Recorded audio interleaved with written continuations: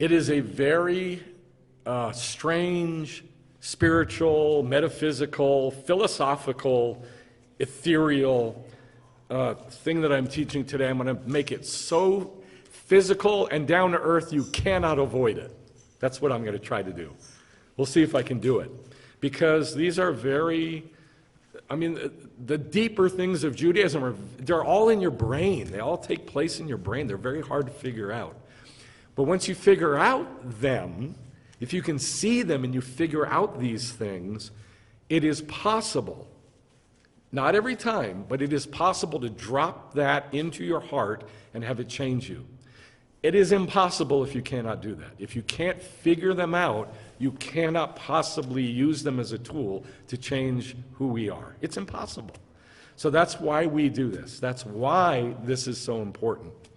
Because the things of Judaism are all pictures. They're all actors on a stage. And if you can figure out what they're saying on the stage, which isn't always easy, and if you can figure out who the character is on the stage, which isn't always easy, then it's possible to have that play taking place in front of you to change the way you think. That's why this prayer and this concept is so important. So let's say the prayer together.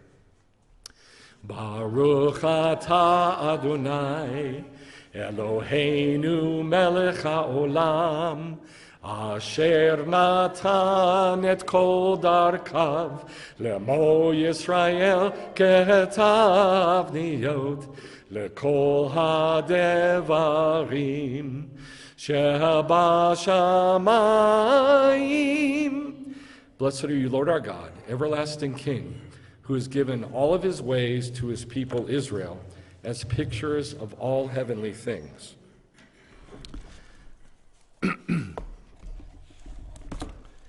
If you stripped away every single thing that we believe and that all the things that's surrounding the core, the one core of what all believers are supposed to have in common, it's this simple picture of a kid following a shadow, and the shadow is Judaism, and thereby he comes to know what the thing that's casting the shadow is doing. That's the bottom line if you strip away everything else. Strip away people calling Yeshua Yahashua and whatever else they come up with, and having different dates for the fest, all the things that all the believers that are trying to find who God is do and say and believe. If you strip it all away, all of it, and we're left with one core thing that is supposed to keep us all unified, it's that. That is not what keeps us believers unified, not by any stretch of the imagination, but it's supposed to be. And it comes from Colossians 2. It is the simplest thing in the Bible. And it's so hard to understand. Because it says, talking to Gentiles, Shaul says, don't allow anybody to judge you in regard to food and drink. It's Colossians 2:16 and 17. In regards to food or drink, that's the kosher laws. This is a Jewish book written by Jews to Jews about Jews. You say food and drink, a Jew knows what that is. It's the kosher laws. If you strip away the Jewishness of the Bible, it's not that. But it is that, because it's Jewish. It's food and drink, which is the kosher laws. In respect to a festival, if you strip away the Judaism of the Bible, then you're left with Christmas, Easter, whatever else. But if it's a Jewish book written by Jews to Jews about Jews, then the only festivals are the ones that we know about in Leviticus chapter 23, Purim, and Hanukkah, which are biblical festivals, and a new moon. He's talking to Gentiles, and he says, Gentiles, don't let anybody judge you in regard to a new moon. Don't be judged in regard to a new moon. That's like saying, Christian, don't be judged in regard to a sandwich that has a shoe on top of it. What? I don't even know what you're talking about. If people are not familiar with the new moon, if they don't know what the new moon is, what it is, how to do it, why it's important, then this verse makes zero sense. Kosher laws, new moon, festivals, and a Shabbat day, it says. And then it says a thing that has been twisted and corrupted and changed and destroyed. And it's the simplest thing in the world. It says those four things, the kosher laws, the festival, new moon, or Shabbat, things which are a shadow. And the Gentile translators, in their arrogance and their anti-Semitic spirit, added the word mere to the translation. It does not appear in the Greek. So we'll talk about the Greek. I'm always talking about Hebrew. How about the Greek? It doesn't appear in the Greek. They added it like a mere shadow. All that Jewish stuff, it's a mere shadow. But what it says is all that Jewish stuff is a shadow. This is amazing. All that Jewish stuff is a shadow. And then it says something, again, that makes zero sense. But the body is Messiah. It makes no sense. The word body makes no sense in that verse unless you're talking about a shadow. So what do you think the body is in the verse? The thing casting the shadow. If it's not the thing casting the shadow, it makes zero sense to the verse. But the body is Messiah. Oh, all that Jewish stuff, it's a mere shadow. But the body is Messiah. There's no body. There's no body in the concept of kosher laws, new moon, Sabbath festivals. Where's the body? There's no body. It's a shadow. So it only makes sense if the body is casting the shadow. You may not like this, but 100% of Christians and Messianic Jews and Hebrew Christians, etc., that I have asked what that means, why the word body is there, 100% have answered me the same way. The body of Christ? The body of Messiah? And they always say it like that because they know it makes no sense to the verse. What does it mean? I don't know what it means. It makes no sense, and I don't want to be wrong, so I'll say it like that. Body of Messiah? Body of Christ? No. The Messiah is over here somewhere, casting the shadow. And the only way you know what he's doing is if you look at the shadow. And that's the bottom line. That's why we do Judaism. It's that simple. Because that shadow that is cast by Yeshua is Jewish. It is Judaism. Period. It's Judaism. It's the prayers. It's the words in the Torah. It's the words in the Talmud. It's the words in the Midrashim. It's the words of the rabbis. It's all of Judaism is a shadow being cast by Yeshua. So this is what's supposed to bind every believer together. You believe that Yeshua is the Messiah, right? Yeah, I believe Yeshua is the Messiah. Well, how do you get to know him? Read the New Testament. The only way to get to know him is to do the stuff in the shadow. And as you do the stuff in the shadow, you see what that Yeshua that's casting the shadow is doing, thinking, believing, saying. What are his acts? Why is he doing it this time, etc.? That's what's supposed to bind every single believer together, but it doesn't. But that's why we do what we do, because we want to get to know God, and we want to get to know the Messiah that he sent, and the only way to do that is to follow that shadow. He ain't here to talk to us, right? All you got to do is flip the page if you don't like what he's saying, right? He ain't here. There's nobody here to confront us about anything except us. There's nobody here. Paul isn't here to tell us his words. All we got to do is flip the page. Yeshua's not here. God isn't here. Nobody's here except us. And so he sent his Spirit in the form of the Torah, Judaism. That's the shadow. That's what's supposed to bind every believer together. That is supposed to be our commonality, every believer's commonality, but it is not. But that is what God, in this teacher's opinion, wants. That's what God wants. He wants it to be everybody's commonality. Now, in the Torah portion today, we're going to look at a bunch of esoteric stuff. But I want you to keep in mind that all this stuff is a shadow cast by Yeshua. If I say sandals from the Torah, it's a shadow cast by Yeshua. It's up to us to figure out how, because it doesn't tell us how.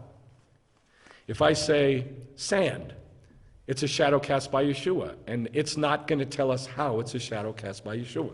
We have to figure it out. We have to work together with the Torah to figure it out. The words of the rabbis, the words of the Talmud, the words of the Midrash, and the words of the Torah. And we have to figure it out, because there's nobody here to tell us what things mean. Here's what I mean by this. You have a dream, and you think you might know what it means, or you have no idea what it means. And so what do you do with it? You just swallow it. You might write it down and then forget about it. But what you don't do is get on the phone and call the rabbi at the synagogue or the temple or the Chabad. That you don't do you? Why? The keepers of the knowledge of everything that God says to us is Judaism. But because of your background and because of what you've been taught and because of what you believe, you don't normally go searching for the answers in your life in Judaism. Not normally. Once in a great while you might. How many of you have called me during the week and said, Rabbi, what does Judaism say about this? I had this weird dream. And you ask, and maybe I have an answer, maybe I don't. But I could find out by searching in Judaism. All right, let's look at the Torah portion. Vayetzei is the name of the Torah portion. Vayetzei means, and he left, or and he went out. Jacob has just stolen, and it is stealing. He just stole the birthright and the blessing from his brother. His brother is now wanting to kill him. Jacob is a Jew. He becomes Israel. Jacob is the Jew. Esau is not. And they're twins. They're not identical twins, but they're fraternal twins. And they're twins. And now Esau is out for blood. He wants to kill the Jew. All right? So his mommy tells him, oh, my son, flee north to Haran. So he does, Vayetzei, and he goes out. And he's leaving, and as he leaves, he gets waylaid at a place. And it is the most important place in the whole Bible. It is the most important place in the whole Bible. And very few people know where it is. So the name of this teaching is Israel and the Stones of Heaven. It already sounds kind of esoteric. Israel and the Stones of Heaven. Now remember, I told you I'm going to try to make this as down to earth and practical as I can. That comes at the end. But until I do that, you're going to have to hang on and try to follow all the actors on the stage that we're going to look at. I'll try to make them as clear as I can. Genesis 28, and Jacob Vayetzei, and Vayetzei Yaakov, and out went Jacob from Beersheba and went toward Haran, that's in Syria, and he was in the place, Ha-Makom. It actually says Ba-Makom, in the place, Ba-Makom, and spent the night there because the sun had set. And he took the stones of Ha-Makom and placed it at his, do you see what it says? Plural. Basically, the entire teaching today comes from that one word, mera'ashtav, plural, head, heads. He took the stones of Ha-Makom and he put them at his heads. It's not a pillow. He doesn't put a stone for a pillow. I mean, you've been camping, you know. You do not use a stone for a pillow. It's the most, it's the last thing you want to use. It is the most uncomfortable thing in the world, and you don't do it because it's stupid. It's not a pillow. It never says pillow in the Hebrew. That was added by Christian translators or Gentile translators who don't know Scripture. They don't know Judaism. They're just thinking in their world, like, okay, it's got to put it in his head, so it's got to be a pillow. Not true. Not a pillow. He puts it, now look at that. He took of the stones, plural, and put it, singular, at his heads, plural. Isn't that strange? And I've checked the Hebrew many, many times, and that's what it says. Placed it at his heads, and lay down in the place, that place, Ba-Makom hazeh. Excuse me.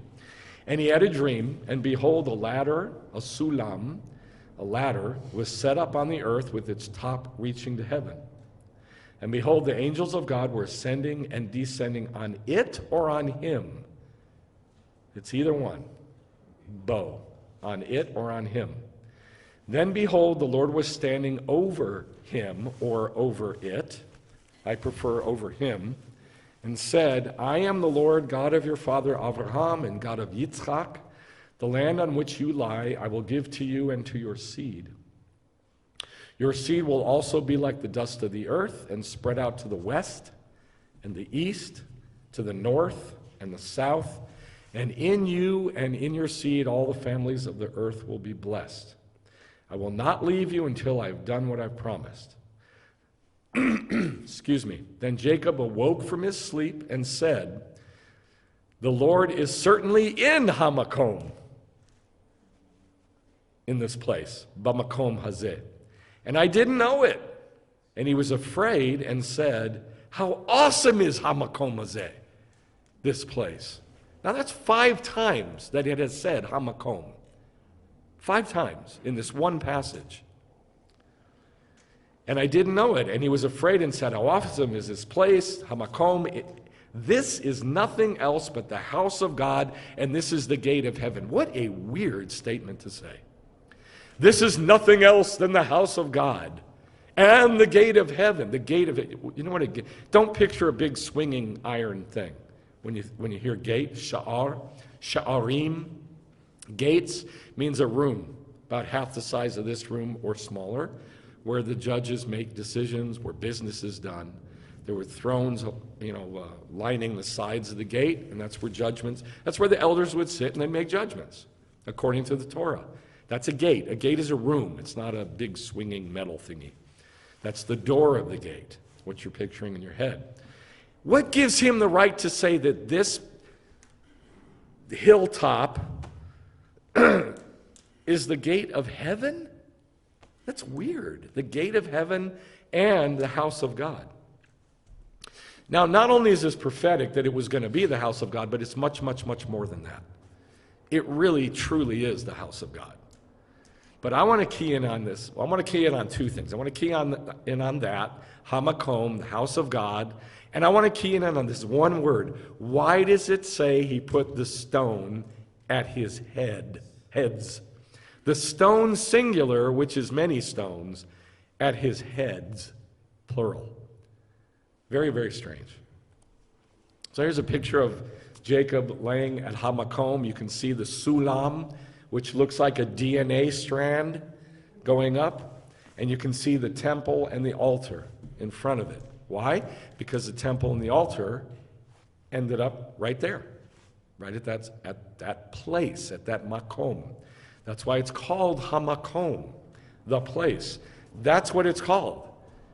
Through the Bible, it's called Ha-Makom. It's given a whole bunch of other names. You know them. Zion, Jerusalem, Temple Mount, all kinds of names. But it always says, associated with it, Ha-Makom, the place. So the verses that we're going to look at is in Ha-Makom, he took of the stones of Ha-Makom and placed at his heads, mera'ashtav, and laid down in Ha-Makom, and he said, how awesome is Ha-Makom. This is nothing else but the house of God, and this is the gate of heaven. And that's what it says in the Hebrew in this illustration here. It says up here, the very last part. In Hebrew, it says, Ki im Ki'im Beit Elohim, for this is the house of God, V'zeh Sha'ar HaShamayim, and this is the gate of heaven. That's what it says in Hebrew there. So I want to show you two quotes from the writings from the Talmud. One is from the Talmud, and one is from a book. It's a midrash, stories, Midrash Tanchuma, and they both basically say the same thing. They say this: that there was a stone, a rock, a stone in the Holy of Holies. Well, where do you think that rock of the Holy of Holies came from? If you go nowadays to the Temple Mount, what do you find there? The most gorgeous building ever constructed by man. That's what you find. You guys ever been to the Dome of the Rock? It is astoundingly gorgeous. It has inlay of marble that they don't even know how it was done. And it's 40 feet tall. And there's panel after panel after panel after panel of many, many multicolored marble inlaid in these intricate designs. They don't even know how that's humanly possible. And that's only one of the amazing details in the Dome of the Rock, which is going to be gone. It's going to be gone. Just poof, gone. Most gorgeous place on earth. They built that sucker right over the stone that you're about to read about. They built it right on that stone. Why did they build it on that stone? So that nobody can get to the stone. They can get to the stone, the Muslims, but they don't. They put a big giant fence thing around it. It's made of stone. A big stone fence around it, right in the middle of the mosque. And nobody is allowed to approach it. Nobody goes near it. But that stone is still there. Now this is what it says. It says in Talmud, there was a stone in the Holy of Holies from the days of the early prophets, David and Shmuel, who laid the groundwork for the construction of the temple. And this stone was called Even Shatia. Even means stone, and Shatia means foundation. The foundation stone. Well, why is it called the foundation stone? Well, we're told this in Midrash Tanchuma. Out of Zion, God has shined forth as the perfection of beauty. This is a verse that's being commented on. The land of Israel sits at the heart, at the heart of the world. Jerusalem is at the heart of the land of Israel. The sanctuary is in the heart of Jerusalem. The temple building, now what it says is temple building, but it's talking about the Holy of Holies, not the actual building. It's talking about only the Holy of Holies. The temple building, or the Holy of Holies, is in the heart of the sanctuary. The ark is in the heart of, again, this says temple building, but we know that's in the Holy of Holies. And the foundation stone, the Even Shatia, out of which the whole world was founded. That's why it's called the Even Shatia. Because the entire earth, it kind of came out of that stone. Now there's a whole bunch of stuff in the Talmud about this. This is just one. There's probably a dozen that describe in detail how when God created the earth, he created it, that it's a belly button. It even calls it a belly button in Ezekiel Chapter 38, I believe. It says that Jerusalem is the navel of the world. And so they key off that phrase, and, like a belly button. It used to be the umbilical cord, yeah? And all the nutrients came from the mother into the baby through the umbilical cord. Well, the Even Shatia is that, it's the belly button out of which the entire world was created. Therefore, that's the Garden of Eden. That's where the Garden of Eden is. I would say was, but it still is. You just can't see it. If you go to Jerusalem and you're at the Temple Mount, you're in the Garden of Eden. You just don't know it. You can't feel it. You can't see it. It's hidden. But it's there. It's still there. You don't have to believe me on that. But it is. And the foundation stone out of which the world was founded is in the temple building, or the Holy of Holies. And in the Holy of Holies, the Ark of the Covenant, once they built the temple, the Ark of the Covenant was placed on the Even Shatia. Well, where did that stone come from? It was the one there originally from the beginning that God created the world out of.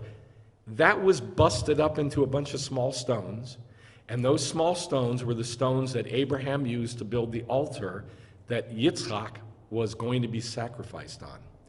This is where it happened, at Mount Moriah. Remember, God says, I'm going to show you a mountain. I want you to go in 3 days. I want you to go to Mount Moriah, the mountain that I'll show you. And he lifts up his eyes, and he sees Mount Moriah, and he goes up there, and they do the Akedah, the binding of Isaac. This is it. This is the same place.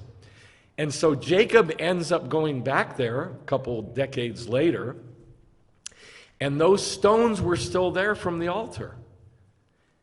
Those were the Even Shetiyah. But remember, it said stones of the place, and then he took the stone and put it at his heads.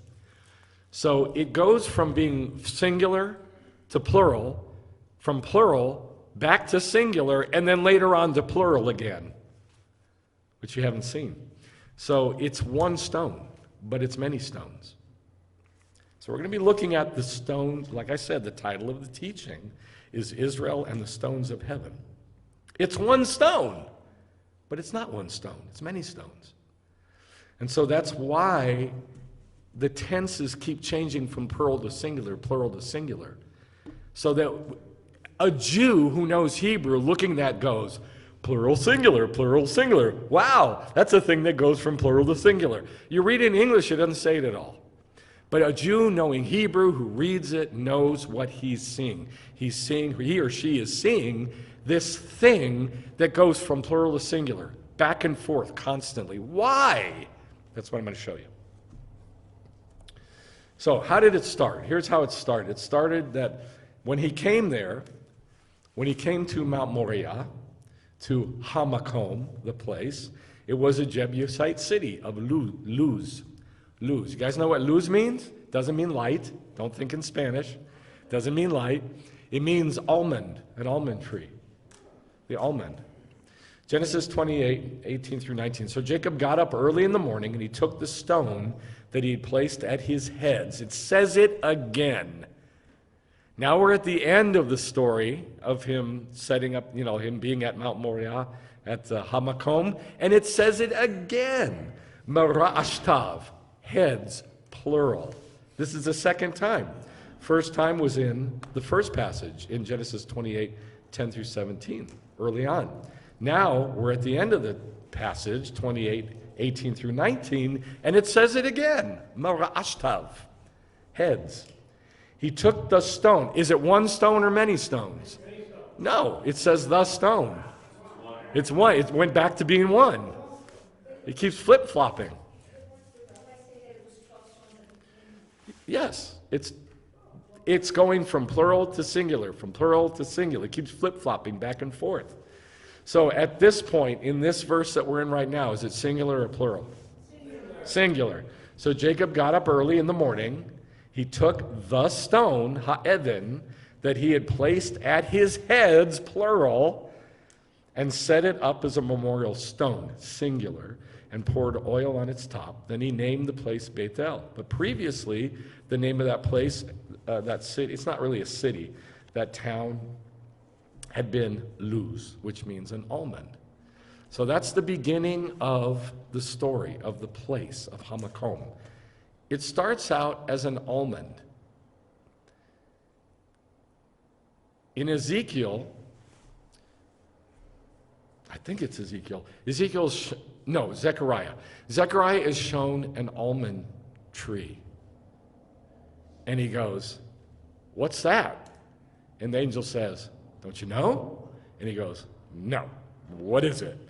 And he says, "What do you see, Zechariah?" "I see an almond tree." "What does it mean?" "I don't know." "What is it?" And it's like, "Tell me already, what's going on here?" And it says, "That's my word." Because almond in Hebrew, there's another word for almond in Hebrew, shaked, which means the first to arise. It means awake, wake up. And it means, why? Because the almond, I don't know if you've ever seen this, but almond is the very first fruit tree to blossom in the spring. We had a almond, and we saw it. We had an almond tree in our backyard. And I didn't believe it, and I watched it happen, so I believe it. It was the very first thing to wake up in spring, shaked. And then he says, why are you showing me an olive tree, angel? And the angel says, because God is quick. He's awake to do his word. So the almond is his spirit and his word, his Torah. And that's how Ha-Makom starts. It starts out as the almond. Now, it's not the word shaked, but it's the same fruit. So it starts out as the Jebusite demonic people site of Luz. So then it gets bigger. It just gets bigger. How awesome is Ha-Makom? This is nothing else but the house of God, and this is the gate of heaven. I don't know if you know how Jerusalem is set up, or how it used to be set up, but this up here on the higher part is the Temple Mount, and then you go directly south, and this finger of land here is the city of David. That is Zion. This is not Zion. This is Zion. But by implication, both are Zion. And in fact, there's three mountains. There's this mountain here, there's this hill here, and there's this. This is called today Mount Zion. That's the city of Jerusalem. So you got several things going on here. Now, the Temple Mount, Ha-Makom, is this one up on top. And you can see the temple here. It's the only picture I could find. I wanted to find one without the temple, but I couldn't. This is the city of David. So step 2 is Ir David, city of David, just to the south of the Temple Mount, but connected to the Temple Mount. And because it's connected to the Temple Mount, that's where the temple was built. Here's another view. Here's the Temple Mount up here, Mount Moriah. Here's the city of David down here, this finger of land. And they are connected. And in fact, the main entry into the temple is this right here. Anybody knows what those gates are called? The Huldah gates, named after a woman, the prophetess Huldah. She's in the scriptures. And yes, she is. And this is the main entrance into the temple. You go in underneath the Temple Mount through those gates. What side are they on? They're on the south side, facing, part of, connected to what? The city of David. That's how you come into the house of God. You come in through the city of David. Why? Because this is the root of Jerusalem. This is the root. This is the foundation. The foundation stone is up here in the Holy of Holies in the temple. So that's step 3. Solomon, actually they call it Solomon's temple. It shouldn't be called Solomon's temple. It should actually be called David's temple. Because it says in 1 Chronicles chapter 28, hold on just a moment, 1 Chronicles 28, that David had the plans of the temple, that David collected all the stuff to build the temple, that David wrote out what to do to build the temple, not Solomon. So it really should be called David's temple. Yes? In what age is that picture? Say it again? In what age is that picture? Well, this is the model in the Jerusalem, what's it called? No, not the Temple Institute. I can't remember what it's called. No, not the British Museum. The Israel Museum, thank you. This is at the Israel Museum. I've been there. And this is a model of the entire first century city of Jerusalem. So it's not an actual photo of the city itself. It's a model. You can't have a photo of the city itself because it's all underground. Everything's built on top of it. Scale diagram. Yes, it's a scale diagram. It's pretty big. It's about... see these people here? See those little tiny people? That's how big this thing is. Okay. It's a huge diagram. So that is a model. Here's step 4. After Solomon's temple or David's temple was destroyed, what happened? The Jews went to Babylon for 70 years, then they came back, and what did they do? Who were the 3 guys that led the Jews back to Israel and rebuilding the temple? What were their names? Nehemiah, Ezra, and who's the other one? Actually, there's 2 more, I'm sorry. Nehemiah, Ezra, actually the other way around. Ezra, Nehemiah, And then who are the other two? You don't remember? Zerubbabel and Yeshua. Zerubbabel was the governor, Yeshua was the high priest. And these four together reestablish not only Jerusalem as a city and the temple, but all of Judaism. They were the first ones to write it down, these four men, mostly Ezra, because Ezra is a scribe. It says Ezra was a scribe and a priest. So this is step 4, the second temple. This is the second temple, not Solomon's temple, not Herod's temple. We should never say Herod's temple because it wasn't his. It's the second temple. Here's the gates, the Huldah gates, through which you go underneath the Temple Mount, and you pop up here in the courts. That's step 4. Now step 5, the beautified second temple. So the temple of Ezra, Nehemiah, Zerubbabel, and Yeshua was then beautified a few centuries later by the guy Herod, who was an Edomite. So he was horrible, evil, murderous Edomite, and yet God used him to beautify that second temple. Yes? Why they call it Herod's temple is because They call it Herod's temple because he did the work. they said that the high priests weren't Jews, like the people that were supposed to be in service. I don't know where you're going with it. The reason they call it Herod's temple is because Herod put the money in and got all the workers and beautified it. And it even says in the New Testament how long it took him to do it. You can find that on your own. They're arguing with Yeshua, and they said, didn't it take Herod so many years to rebuild the temple? Didn't rebuild it, he beautified it. So this is the Azara. This is the inner part of the temple. You go up these steps, and you come into another inner part. This is the court of the women. This back here is the actual house. In the back, tucked away back, hidden in the back of the house, is the Holy of Holies. That's step 5. Now step 6. This is from my book, The Judah Levy Link, the last chapter. This is hard to follow. I want to read this verse, so hopefully you'll understand what I'm saying. Zechariah 14 says this, and the Lord will be king over all the earth. When is God king over all the earth? In the kingdom. Pretty simple, yeah? So that's when he's king. All the land will change into a plain. That means all the hills will come down. Everything will be flat.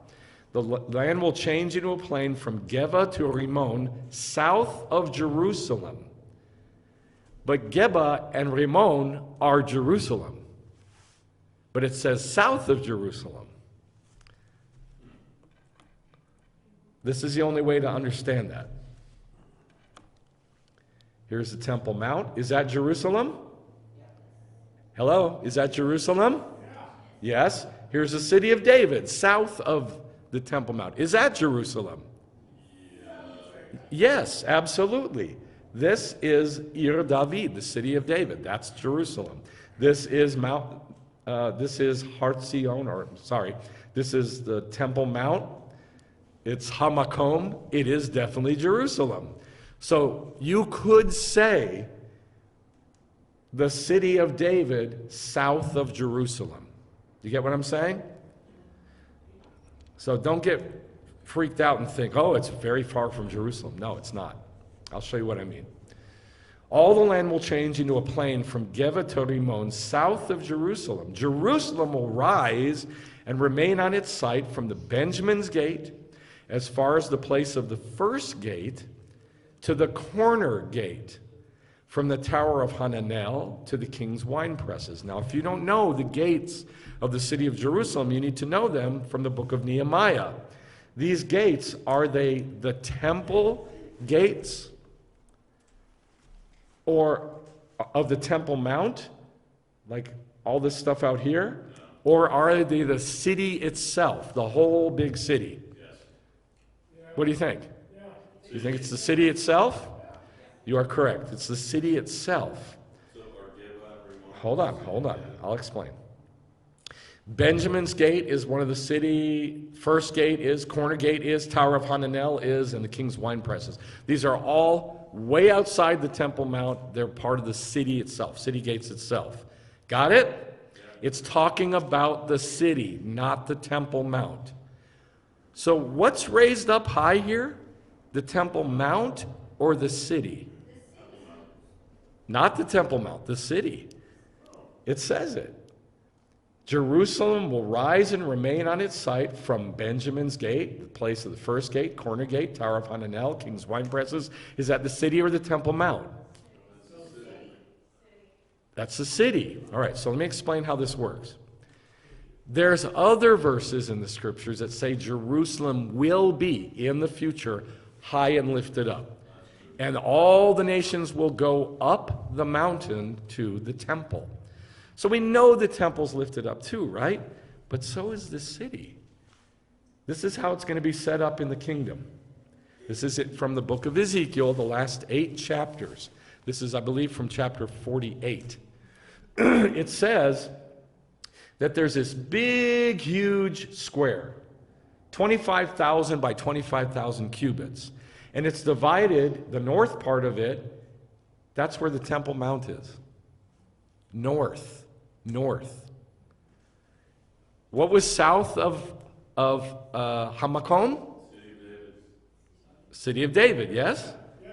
The city of David, the city of David, Ir, David.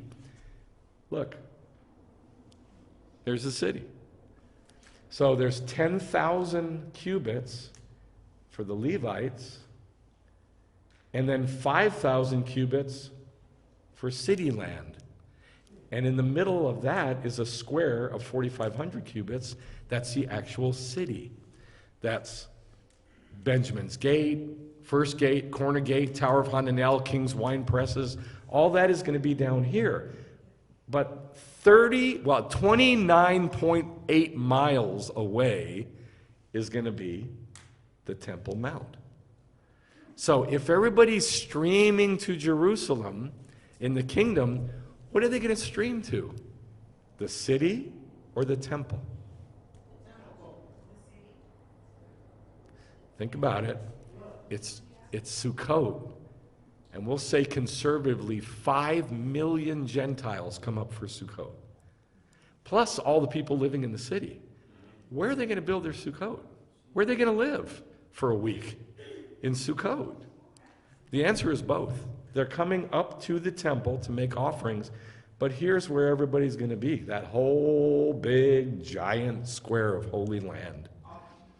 The city land, the area of the Levites, and all around the area of the priests, all of it, the whole thing.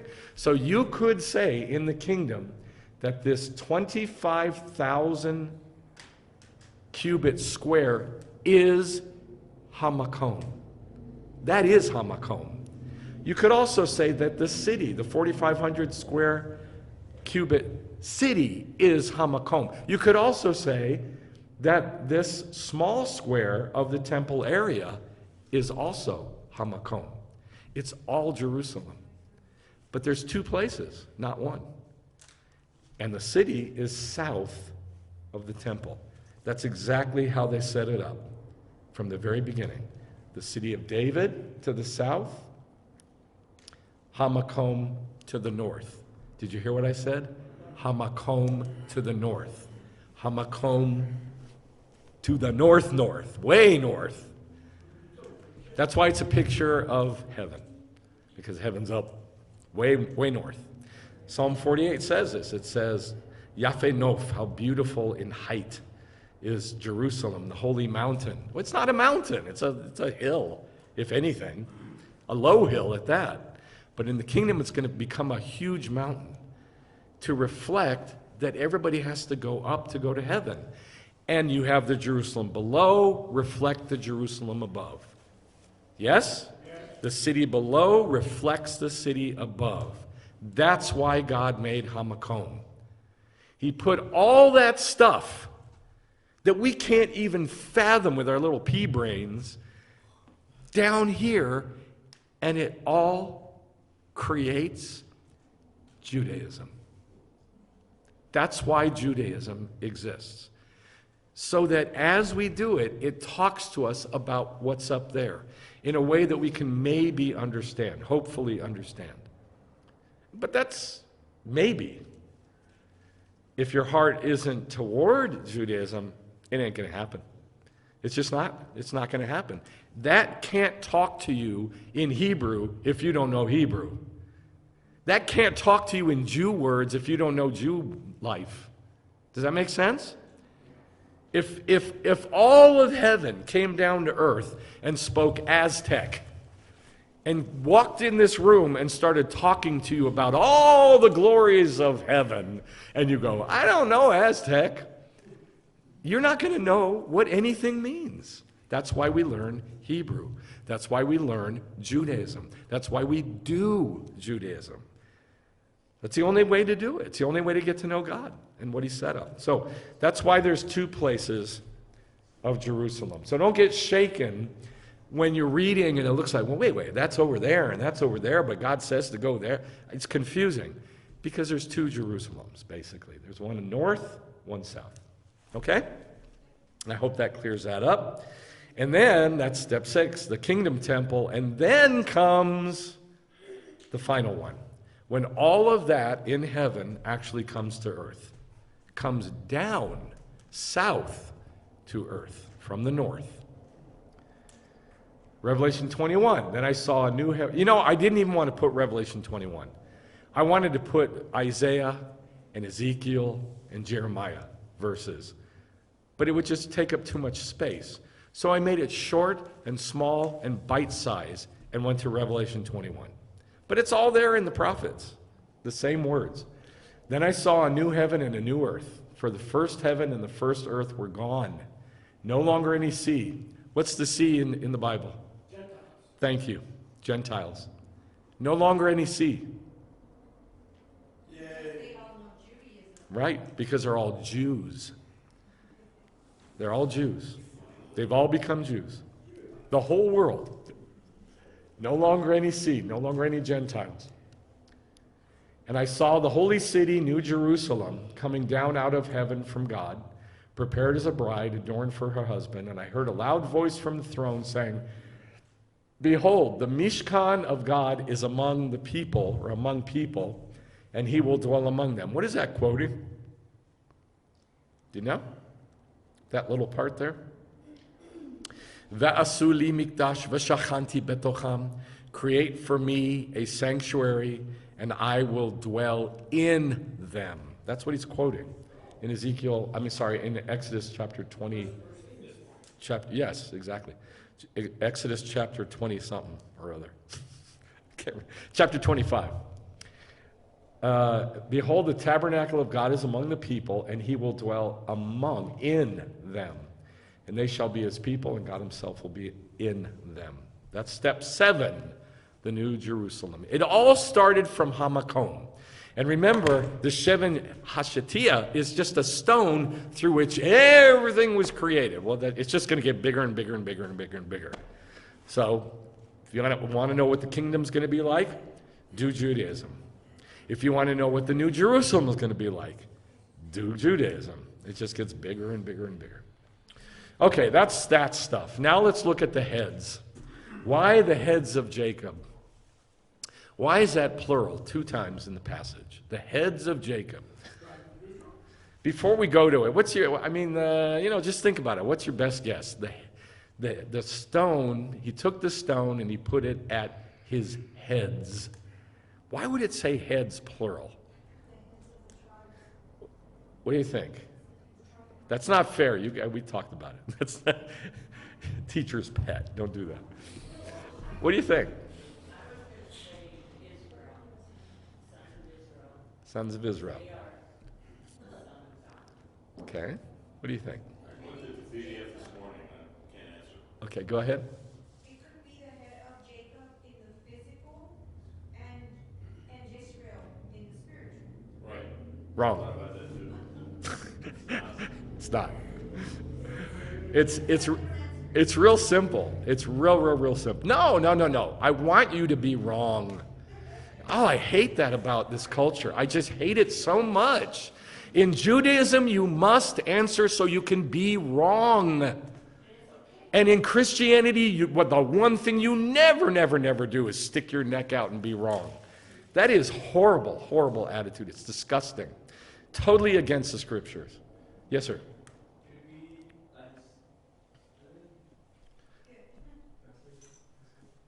Come on. It's his physical head Physical head and the future generations. representing his head. Close. That's close. Anybody else? Okay. It's pretty simple. The Bible says the heads of Jacob about 20 times. It says the heads of Israel over and over and over and over again. Who's Jacob? Israel. He's got a bunch of heads. It says it over and over again. Yeah. Exodus 18, Moses chose able men out of Israel. So then these are like the prince and priests. Yeah. Out of Israel and made them heads. Who chose that? Who did that choosing? Moses. Moses chose who the heads of Israel were. Yeah? Okay. Numbers 1. These are the ones who were called from the congregation, the leaders of their fathers' tribes. They were the heads of Israel. That's God talking. See those guys? Those are Israel's heads. Plural. Pretty simple, yeah? So actually was one sheep from each tribe, One what from each tribe?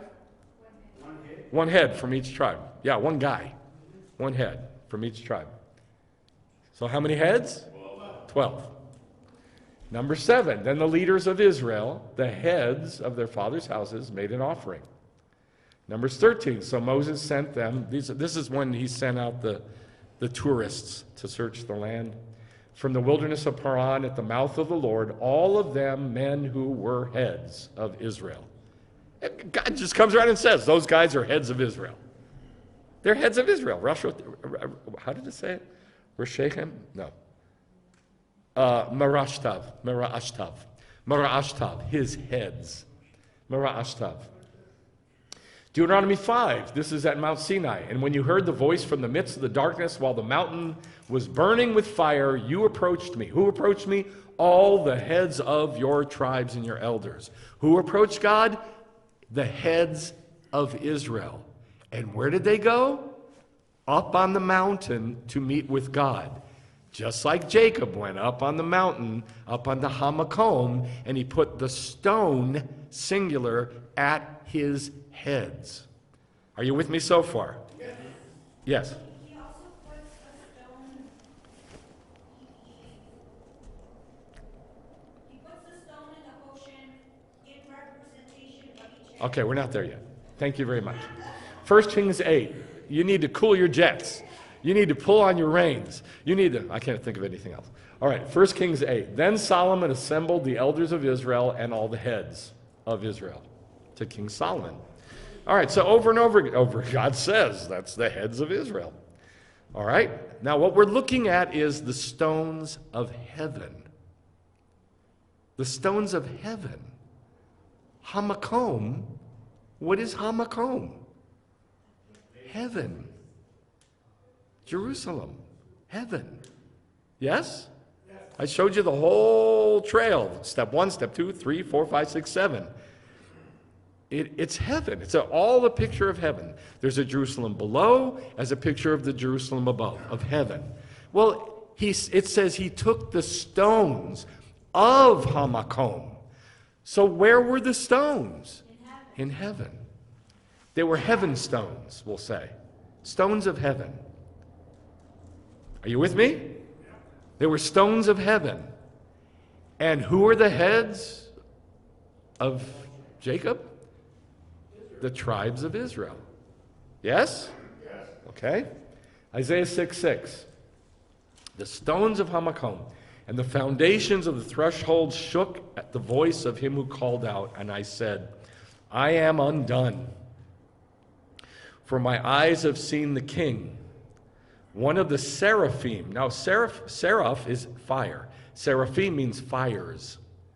So these angels are literally made out of fire. They're just fire. They're just walking fire, talking fire, moving fire. I don't know what that means, but they're fire angels. One of the seraphim flew to me, now look at this, with a ritzpah, a cooking stone. It doesn't say that in the English. It says a burning coal. It does not say that in Hebrew at all. It says a cooking stone, a ritzpah.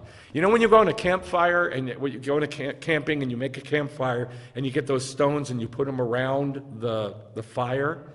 What does it do to the stones? It heats them, and then you use those stones to cook with. Those are ritzpaot. A ritzpah is a cooking stone. Ritzpaot is cooking stones. And a seraph made out of fire from heaven, I guess Isaiah's in heaven because he sees God on the throne. So where's Isaiah? He's in heaven. And in heaven, there are cooking stones. Why would there be cooking stones in heaven? Make potatoes. Thank you, Doug. But flew to me with a cooking stone in his hand. What's the angel made out of? Fire. That's why it didn't burn him. And yet he took it. And he took it too, right. It didn't burn him because he's made out of fire. And he takes this stone of fire, cooking stone, which he had taken from the altar in heaven with tongs. It's not tongs, it's his hands. The tongs that they made in the temple was a picture of the hands of the seraphim. They also had machtot, fire pans, right? That the priests would carry. Those are also a picture of the hands, but this time they're hands of the cherubim, which I'm going to show you. So this fire guy takes the cooking stone from the altar with tongs. He touched my mouth with it and said, look, this has touched your lips. Your guilt's gone, taken away. Atonement is made for your sin. Now I want you to go to Ezekiel Chapter 10. I'm not going to read all of it, but there's an amazing narrative here that takes place on earth in the temple as the temple's about to be destroyed by the Babylonians. And Ezekiel sees this. Ezekiel 10. I looked, and behold, in the expanse that was over the heads of the cherubim.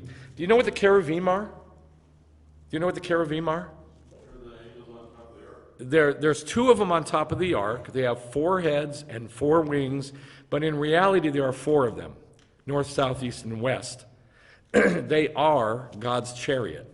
The cherubim are God's chariot. His car, the actual car. Was over the heads of the cherubim something like a sapphire stone, in appearance resembling a throne. Now look at verse 2. He spoke to the man clothed in linen. Now earlier on, it talked about this man clothed in linen. It's an angel. And he tells us it's an angel. It's not a human, it's an angel. He spoke to the man clothed in linen, the angel, and said, enter between the whirling wheels, which is part of the cherubim, under the cherubim, and fill your hands with coals of fire. How can you fill your hands with coals of fire? No, you can't unless it's spiritual and you're made of fire. And these are spiritual things. Coals of fire from between the cherubim and scatter them over the city. So he entered into the cherubim in my sight. Now the cherubim were standing on the right side of the temple. So the cherubim, well look at verse 6. Verse 6. It came about when he charged the man clothed in linen, that's an angel, saying, take fire from between the whirling wheels, from between the cherubim. He entered and stood beside a wheel. Then the cherub stretched out his hand from between the cherubim to the fire. He reaches into the fire and took some and put it into the hands of the one clothed in linen. So these are not coals. These are stones. Stones in heaven. They're cooking stones. They're the same stone that the seraph took and touched Isaiah's lips and took away his sin with. So these are really amazing stones in heaven. But what are they? What are they? Like if you were to, that's all spiritual. What are they really? Okay, do you see where I'm going with this yet? Yeah. I'm going to try to make this physical. Is it? Messiah is called a stone, yeah. We'll get to that. We'll get to that. Ezekiel 28. Cool your jets, pull on your reins, and whatever else I can think of. Ezekiel 28:14. He's talking to Satan, and he's talking to Satan. He says, you had the seal of perfection, full of wisdom and perfect in beauty. You were in Eden, in Eden. Where's Eden? Jerusalem. Ha-Makom. The garden of God. You were the anointed cherub. Ha-Satan was one of the cherubim. He might have been the only cherub. I don't know. I know there's 4, but I don't know what there was before that. I know Ha-Satan was one of them or the only one. You were the anointed cherub who covers. I placed you there. You were, now look at this. You were on the mountain of God. Where is this mountain of God? In heaven. It's Jerusalem, high and lifted up. It's heaven. The mountain of God. You walked in the midst of the stones of fire. Where are these stones of fire? In heaven. From the beginning, from creation, these stones were in heaven. And then God says, here's what they look like. Here's what they are. Here's who they are. He just tells us straight up what they are. And he gave it all to Israel and said, this equals that, and this equals that, and this equals that, and this equals that. And he did the same thing with stones. You were perfect in your ways from the day you were created. And here's what they are. These are the stones in heaven. How many of them are there? 12. They're Israel. Every single thing that God gave to Israel is a picture of heaven. Everything.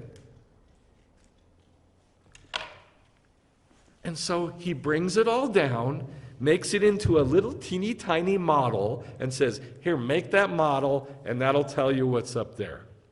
And here it is. Here's the model. The Choshen.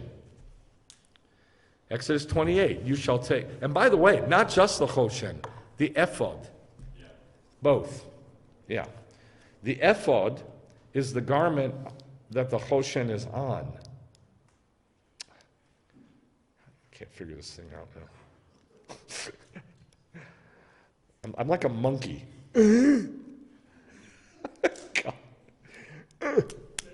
There. Hey, it worked. You hit it. Okay. So this garment, you can barely see it, but it's like chains in front. And then you have the Choshen, which is this blue, scarlet, purple, and linen, and gold, made out of material. And then there's a band underneath made out of the same stuff. That is the ephod. The ephod. You can see the straps that come from the back hanging over the shoulder. Now, on that ephod is a stone on the right shoulder and a stone on the left shoulder, or the other way around. Stone on the left shoulder, stone on the right shoulder. On one shoulder is a stone with 6 names of the tribes, and on the other shoulder is the other 6 tribes. What kind of stone is it? Anybody know? Onyx, very good. Shoham, an onyx stone. It's black, and it has the names engraved on those stones. And where are they? On the shoulders. And who is this? This is a picture of God. God walks around with the tribes on his shoulders. That's the stones in heaven. That's two of the stones in heaven. But then you have these stones in heaven. God walks around with Israel plastered to his heart 24/7. That's all he cares about. It's all he cares about. He wakes up thinking about it. He goes to sleep at night when the sun goes down in heaven thinking about it. And then when the sun comes up in heaven, he gets up with the birds tweeting and he says, oh, I love Israel so much. You know, I was thinking about that this week, that Hine lo yanum v'lo yishan shomer Yisrael. He who keeps Israel neither slumbers or sleeps. He doesn't nap or sleep. His eyes are always on Yisrael. Hine lo yanum v'lo yishan shomer Israel. Not ha'aretz, not the world. Not ha'olam, the world. Israel is the only thing he's always got his eyes on. Because it's right there, the stones in heaven, they're right there on him. Right here and right here. He's coated in Israel. Make a breastpiece, that's the choshen, of judgment, of gold, blue, purple, scarlet, and fine twisted linen. It shall be square and folded double. Mount on it 4 rows of stones. The first row, a red stone. Adamah, I don't know what it is. It could be 2 different stones. Could be a ruby, could be carnelian. I don't know what it is. I think carnelian is probably the closest. A red stone, topaz, emerald. Red stone, topaz, emerald. Second row, turquoise, or chrysoprase, which is green, which is a green stone, seafoam green. Turquoise, like turquoise color. You know who that is? You know who that is? With Judah, yeah, that's Judah. Not blue like the blue we have on the tali. This color is Judah. And then turquoise, chrysoprase, sapphire, diamond. Third row, jacinth. I love jacinth. I love that one. It's like a deep amber, red, orange, but it's transparent. It's beautiful, beautiful stone. Agate, amethyst. Peridot, onyx, and jasper. Engraved according to their names. Now, they had the names engraved on these stones. And then when they asked a question of God, the letters in the stones would light up. And that would give you your answer, like a Ouija board. Yes, like a Ouija board. How do you think Ha-Satan came up with that? Because that's how it was done by God. So that's why Ha-Satan came up with that nonsense of a Ouija board. So it just spells out the answer. You know, it just gives you the letters in order from the letters that are engraved on the choshen. You'll see in the kingdom. You'll get to see it. That'll be fun to watch. You can go up, ask God a question, and the high priest will be there. And you just put the letters together, you got your answer. Yeah, that'd be cool. And he was in Ha-Makom, and he took the stones of Ha-Makom, and he placed at his heads, Mora Ashtav. How awesome is this place, Ha-Makom? This is nothing else but the house of God, and this is the gate of heaven, and these are the stones of heaven. Now, I know these stones, and I know what tribes they are, even if they weren't engraved. Reuben, Simeon, Levi, Yehuda, Yisachar, Zebulun, Dan, Naphtali, Gad, Asher, Yosef, Benjamin. I know these stones. I know the tribes in order. Just looking at the stones, I know them. These are the stones of heaven. These are the stones of heaven.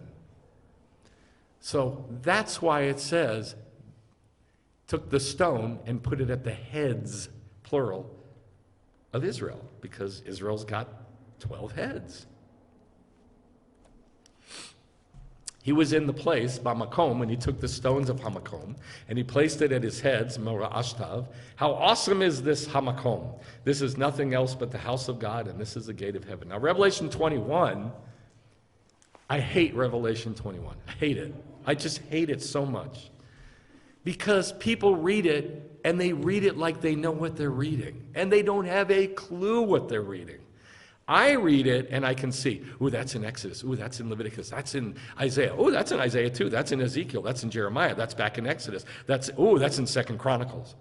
I know the verses that are being quoted, but other people read it and they're like, it says this and this and this and this, and isn't that beautiful? It is not, because it's not what you picture in your mind. Here's an example. Look at this. The wall, this is going to freak you out, by the way. I'm telling you right now, it's going to freak you out. You don't have to believe me. I want you to check it for yourself, but it's going to freak you out. The wall of the city had 12 foundation stones. Where are those 12 stones? Where? City wall. On the city wall. They're part of the city wall. Yes? The city. Not the Temple Mount, the city. And on them, 12 names of the 12 apostles of the Lamb. Isn't that beautiful? Be prepared to be freaked out. They're not the names of the apostles. The 12 apostles of the Lamb are not, I can't remember, Matthew, Mark, Luke, John, Jacob. Yeah, it's them. Those are the 12 apostles of the Lamb. Because it says, just a little bit later, the foundation stones of the city wall. Is that different from these ones? Is it? No, it's the same exact ones. The wall of the city had 12 foundation stones. Then later on it says the foundation stones of the city wall were with every kind of precious stone. The first foundation stone was jasper. That's Benjamin. There it is. The second, sapphire, Issachar. The third, chalcedony or agate. Chalcedony is just another name for agate. That's Naphtali. What? Is there any order to this? Was there an order to this? Okay, what's the order? It went Benjamin, Issachar, Naphtali. Benjamin, Issachar, Naphtali. What's the order? Well, look, it gets worse. Then it goes Levi, Yosef, Reuven. Levi, Yosef, Reuven. What's the order? Then it gets worse. The eighth, Perdo, Asher, Simeon, Judah. Asher, Simeon, Judah. There is no order to this whatsoever. None. Do you know why? Do you know why? You're supposed to know. You're supposed to know, looking at these, what they are. You're supposed to know what side of the city you're on. Each side has how many gates? If it's a square, each side has how many gates? How many? 3 per side. 3, 3, 3, 3. North, south, east, west, or something like that. We're told which one they are. We're told actually that Judah is in the east. We're told that. We're told where they are in Numbers. It says the flag of Yehuda, Issachar, Zebulun is there. All right. So you're supposed to know the order. You're supposed to know the order. Is that how they were ordered when the Mishkan was in place? Yes, that's how they were ordered during the Mishkan, like I said in the book of Numbers. It tells us how they were set up with the Mishkan, yes? You're supposed to know who's on the north, the south, the east, and the west. So if it says to you, Agate, Naphtali, and then Levi, and then Yosef, and then Reuven, you're supposed to know, where are you? Okay, I just went to the east. Now I'm on the east side. Woo, look at that. And then the angel takes him and whisks him off to the south side. He's moving in space and time. He's being taken from... It doesn't mean this is the new order. The New Testament has created a new order. It's a craziness. I'm saying that because I've heard that. Michael, may I ask you another question? Only if you do it fast.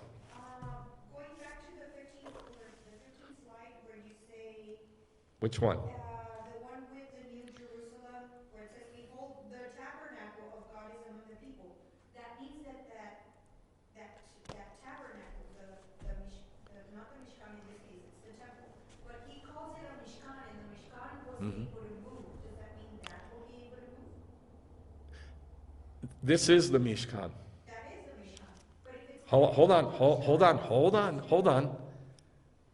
This is the Mishkan. This is the Mishkan. So will the new one be mobile? right, but the word is Hold on, you're not following me. This is the Mishkan. Did they move? Okay, same thing with the New Jerusalem.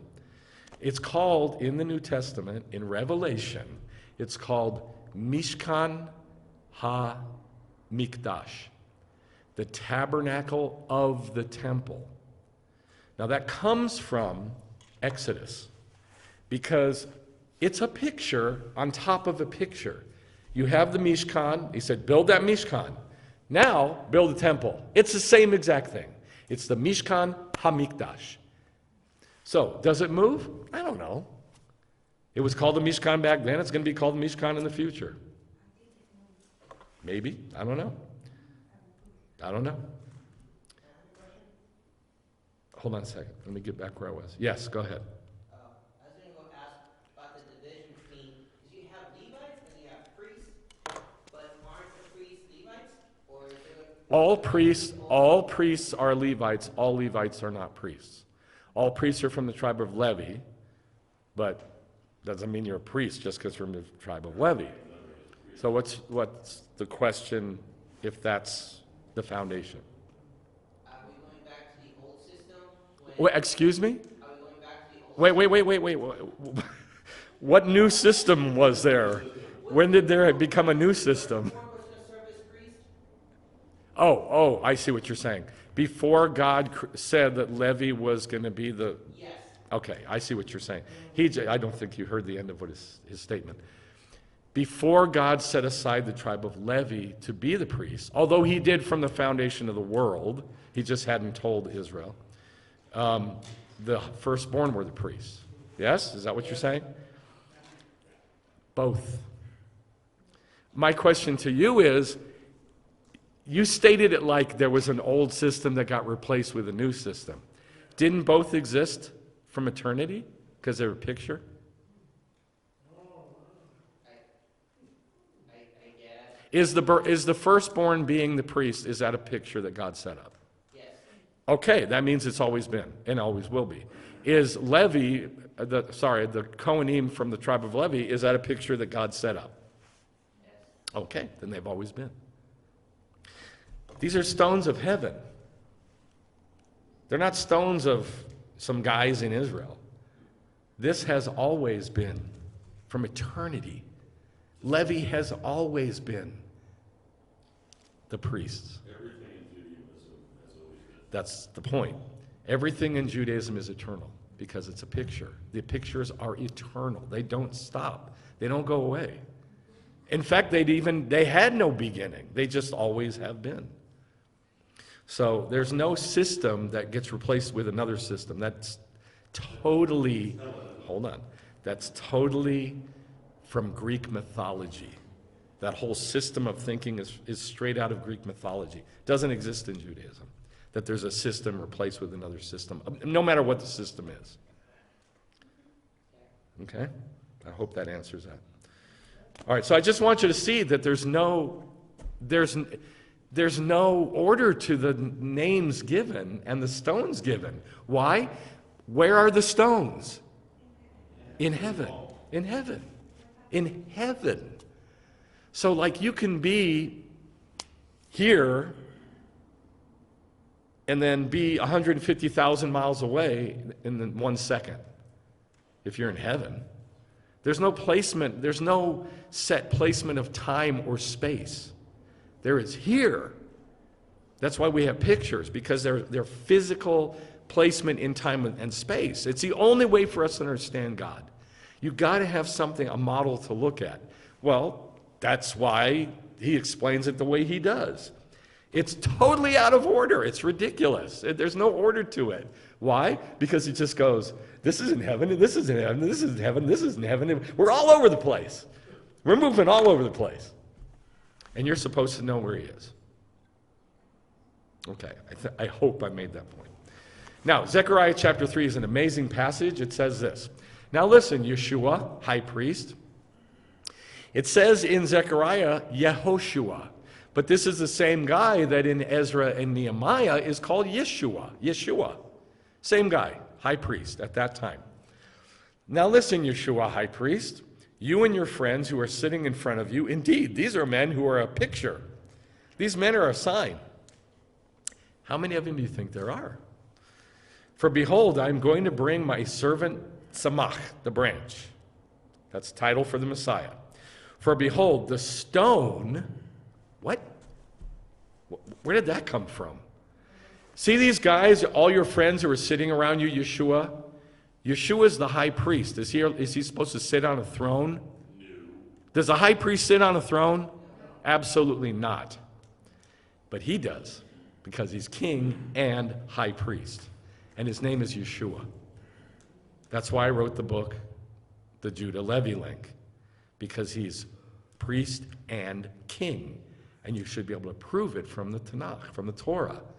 There's a whole bunch of genealogies of both Judah and Levi intermarrying, so that Yeshua could be from both Judah and Levi, because he's a priest and the king, right? Well, here, but that's in chapter 4. But here in chapter 3, right before it, you can see him sitting down. And all his friends are gathered around him sitting down. So how many of you think are sitting around the king priest guy? You're going to guess a dozen. I'm going to guess a dozen too. Now listen, Yeshua, high priest, you and your friends who are sitting in front of you, indeed, they are men who are a sign, a picture. For behold, look, here's what the picture means. You guys sitting in front of you, Yeshua, here's what the picture means. I'm going to bring a stone that I've put in front of Yeshua. There is no stone in front of Yeshua. There's no stone in front of this guy Yeshua, is there? No, he's just sitting there. So it doesn't mean in front of. It means applied to. I'll give you an example. It'll say sometimes in the scriptures, the food in front of your wife. And it doesn't mean there's food in front of your wife. It means it's applied to her. The stones in front of the city. It doesn't mean the stones in front of the city. It means the stones of the city, applied to the city. Hundreds and hundreds of examples like that in the Torah. And that's what it says here. So I'm going to read it like that to try to make sense of it. For behold, the stone that I have put for Yeshua. On one stone are 7 eyes. It does not say facets. It says ayin, eyes. On one stone are 7 eyes. And it's applied to this king priest who's sitting on a throne with his buddies, probably 12 of them, and he's called the king priest, and he's got a stone applied to him that has 7 eyes. That sounds weird, doesn't it? Doesn't that sound weird? No, that doesn't freak you out? It doesn't like, what? What is going on? That does that for me. On one stone are 7 eyes. Behold, I'm going to engrave an inscription on the one stone. What stones were engraved? What stones were engraved?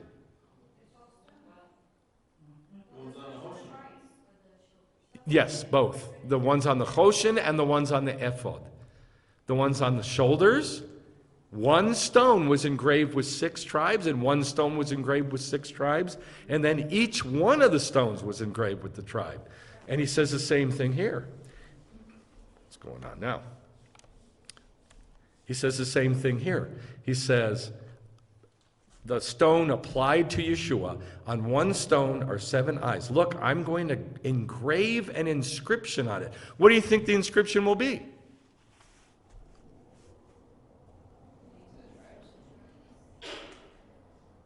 Declares the Lord of hosts, and I will remove the guilt of that land in one day. That just makes no sense unless you know what's inscribed on the one stone. How many eyes does the stone have? 7. So how many things will be inscribed, you think? 7. So in my opinion, it's the 7 spirits of God. These are stones in heaven, stones of fire in heaven. It's Israel. But it's also the Spirit of God. So I'm going to go back to Isaiah 11, the 7 spirits of God. How many eyes does the stone have? 7. Okay, so I'm assuming that there's 7 things engraved on that stone. Chochma, Bina, Etza, Gevura, Da'at, Yirat Yehovah, and Yehovah. That's what's engraved on that one stone. On the seven spirits, the Spirit of God will rest upon him, it says in Isaiah 11. The Spirit of God will rest upon him. The Spirit of wisdom, understanding, counsel, strength, knowledge, fear of the Lord, and the Lord. 7 spirits. The Spirit of God will rest, engraved upon him, rest upon him. So this dude sitting on the throne, who's a high priest, whose name is Yeshua, there's a stone that's engraved spiritually. It's the Spirit of God. It's the Messiah. And he has both the Spirit of God and the Word of God. He is the Spirit of God and the Word of God. Yeah. Okay, so these are all the things that are stones in heaven. This is as many examples as I could come up with stones in heaven. There's one more, and this is going to lead us to the end. We saw this last week, Zechariah 9:13 through 16. I will bend Judah as my bow, and I will fill the bow with Ephraim. I will bend the Jews as my bow and fill the bow with Israel. Right. And I will stir up your sons, Zion, against your sons, Greece, and I will make you like a warrior sword. God will blow the shofar and march, and the Lord their God will save them in that day. This is going to take place in the kingdom, yes? Okay. In that day, as the Lord will save them in that day as the flock of his people, for they are precious stones of a crown sparkling in his land. What the heck does that mean, sparkling in his land? In his land. Not in his head, not in his eye, not on his head, in his land. What land? What land? Israel. That's all it's saying. That's all it's saying. It's saying they will be precious stones of a crown sparkling in Israel. They're Israel. How many stones are there? 12. They're on the crown. Yeah? All right. That's everything I could come up with that are stones in heaven. Those are the stones in heaven. Those are all the examples in the Bible of the stones in heaven. And remember where we started, that he took the stones of Ha-Makom, the stones of heaven, and placed them at his heads. Okay? Yes, sir. Could it be that there's a 12 stones that we're planning to use on Yeshua's crown on the New Jerusalem? No, you're thinking physically. Nowhere does it say that Yeshua will have a crown with 12 stones. Although it says that, hold on. Although it does say this verse that we're about to look at, and it does say this verse that we're about to look at. So let's look at these two. And maybe this will answer your question. Isaiah 28, in that day the Lord of hosts will become a beautiful crown. Not wear a beautiful crown. God will be the crown. And a glorious wreath to the remnant of his people. So here, Israel is wearing a crown of God. And now it's flipped around, and God wears a crown of Israel. And Israel wears a crown of God. And God wears a crown of Israel. And Israel wears a crown of God. It goes back and forth. Why? Because if you've seen Israel, you've seen God. Supposed to be, if you've seen God, you've seen Israel. But it isn't. It's supposed to be. Revelation 12, a great picture appeared in heaven, a woman clothed with the sun, and the moon under her feet, and on her head a crown of 12 stars. That's what you were thinking of, but that's not Yeshua. Who is this? Who's the woman clothed with the sun? It's Israel, with the moon under her feet. It's Israel. And on her head a crown of 12 stars. It's Israel. This is from the dream that Joseph has, where he sees his mom and his dad and his 11 brothers as the sun and the moon and the 11 stars. Well, here it is again. It's Israel. So there's no scripture that says that Yeshua wears a crown with 12 stones in it. So I hope that answers your question. So here's the stones in heaven. The 12 tribes of Israel. The Messiah himself is a stone in heaven. The 7 spirits of God The stone that's applied to him with 7 eyes. The 7 spirits of God are stones in heaven, or a stone in heaven. And God's crown is stones. Michael, why isn't the cornerstone there? Because there's a lot of verses that say God is our rock. Hold on. Yes? God is our rock. Yes?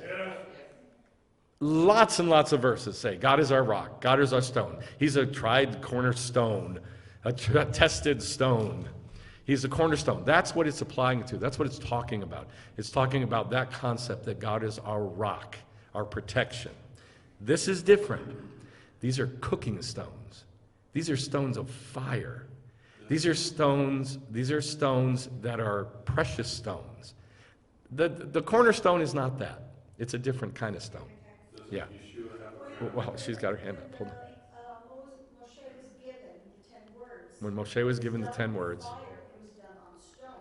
Yes. I know that cooking stones are precious stones. Hold on. Remember when we read in Ezekiel 10 that he looked up and he saw a pavement made of sapphire from which it was his throne? Well, when God gave the 10 words to Moshe on Mount Sinai, the rabbis say, the sages say, that tablets, the luchot, the tablets that they were written on, was sapphire from his throne. That is a stone in heaven. They're supposed to be cubes, right? That is a stone in heaven. Okay? That does apply. And that's the Torah. So here we have the 7 spirits of God and the Torah are both stones in heaven. Okay? Now this is all very esoteric. I want to make this real. I mean, so far we're talking about stones in heaven and God and Israel and all this stuff. What does this mean to us? Or what can we take away from this so that we can change our life, so we can be better people, we can have God as part of our life? What do we do with this? If we don't do something with it, it's just going to go in your head and make your big fat head. And who needs that? I was like that long enough. I don't need it. So we know what the stones of heaven are. How do we get the stones of heaven, these attributes, into our life? Think of these as attributes, like ways to live, styles. You know, like we all have attributes: anger, love, lust, generosity, caring, hate, murder. These are all attributes that we have. We all have many attributes, yeah? Midot, okay? Think of these as midot, the 12 tribes of Israel. How do you get that in your life as an attribute? Practicing Torah, practicing Judaism. Okay? I'll make it very practical. You're afraid to open your mouth and make a mistake, right? Yes? That's pretty normal for most people. Jews aren't like that. So when I tell you how we are, you have to try to practice that if you're going to change. You have to, or else you're not going to change. It's an attribute. Jews are loud and obnoxious. Uh-oh. Let's all be like me and you. You got that one. So you got to try to be more like the attributes of these people that God created. In Hebrews chapter 9, it says this. Listen carefully, because people get lost when I say this. Gesund. When God made the covenant with Israel, he sprinkled certain things. He had everybody work together to sprinkle certain things, listen, with blood, water, hyssop, and red scarlet material. And all these things were sprinkled with this stuff, it says in Exodus 25 and in Hebrews chapter 9. Listen. Then it says, all the things that are copies of what's in heaven were sprinkled with these. So what was sprinkled with these? Do you know? Do you know what it says was sprinkled with blood and water and hyssop and scarlet? What? What was sprinkled with it? Nope. The sacrifices got the blood to make the sprinkling. But what was sprinkled with the blood? And the people. What people? Israel. And it says everything that was sprinkled is a picture of what's in heaven. He didn't sprinkle Aztecs. He didn't sprinkle Puerto Ricans. He didn't sprinkle Americans, by God. He only sprinkled the Jews. Because, why? Because we're loud and obnoxious and loving, and we go to the nth degree on everything. Why? Because we're a picture of what's in heaven. So it's an attribute. We're honest all the time to our fault. All the time. You know, there's a time to lie. There's a time to shade the truth, you know, if you don't want to hurt somebody's feelings. But that you got. You don't need to worry about that. You need to be more like telling the truth all the time. Because that's how Jews are. What else did he sprinkle? He sprinkled the Jews. What else? The vessels, the altar, all the vessels of ministry. The menorah, the Ark of the Covenant, the altar, the table of the bread of the faces, the golden altar, the fire pans, all the vessels of ministry were sprinkled. Why were they sprinkled? Because they're a picture of what? Of what? Of what's in heaven. Wasn't the priest sprinkled too? No, the priest did the sprinkling. The clothing of the priests were sprinkled, but that took place at a different time. So those are also a picture of what's in heaven. But I'm talking about just that when the covenant was made. Every single thing of Judaism was sprinkled with that stuff. And everything of Judaism, including the Jews, is a picture of what's in heaven. So look at these as attributes. The 12 tribes of Israel is not a concept that Christians are supposed to know. It's a lifestyle that we are supposed to emulate and do. And that doesn't just mean I keep kosher, I do the festivals, I keep Shabbat. It doesn't mean that. It means act, talk, feel like a Jew. And that's much, much, much harder. It takes a long time. But you need to be moving toward that. It takes a long time. And it doesn't happen without somebody helping you do it, like asking you questions, getting in your face, talking about your heart, talking about, your life. You can't do it alone. It's impossible. This is an attribute, the Messiah?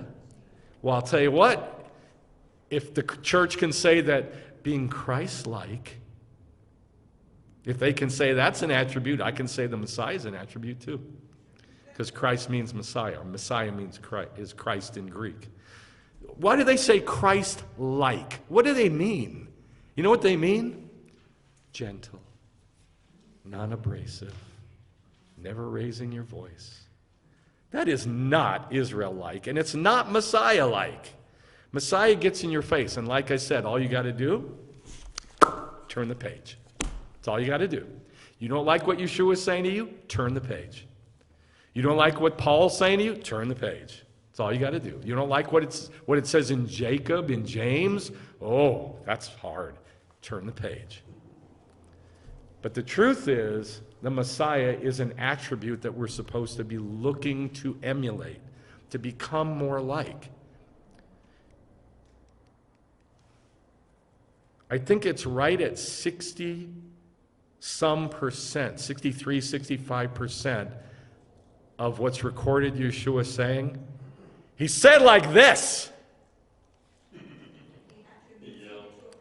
Well, not just because it's a crowd, because he's yelling at people.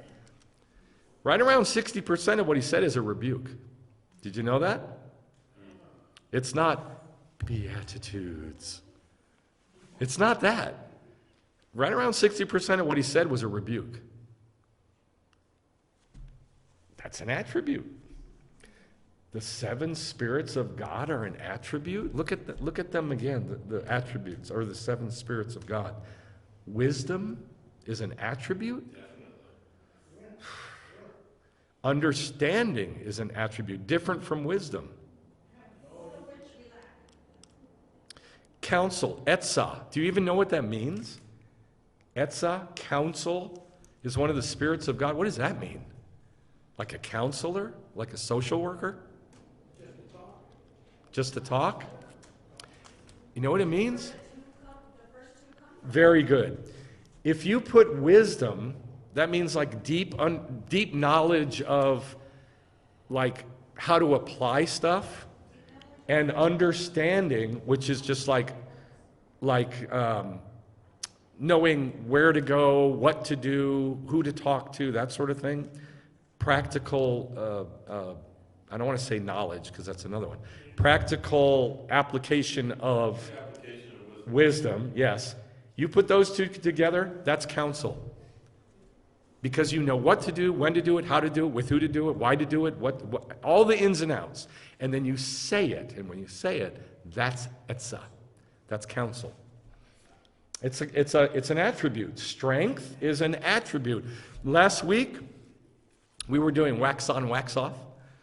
We were working on my studio, and we were talking with somebody, and I was talking and talking and talking and talking and talking and talking and asking questions and talking and trying different scriptures and things. I tried everything. I was and working at the same time, doing physical labor at the same time. And Robert, who is strong, I'm not strong like Robert. Robert says, "How do you do that? I'm exhausted." And I said, "Israel." Isn't that what I said? Israel. Israel. In the morning we pray two things. We pray, "Blessed are you, Lord our God, everlasting King, who girds Israel with strength." Girds Israel with strength. And then right after that we say, "Blessed are you, Lord our God, everlasting King, who crowns Israel with glory." These are attributes, and I thank God for them every day. Strength. It doesn't mean just physical strength. It means perseverance, the ability to keep going, to keep trying, try something else, keep going, try again, get up and try again. Spiritual strength, yes, sir. Knowledge is da'at Adonai, the knowledge of God. Do you have the knowledge of God?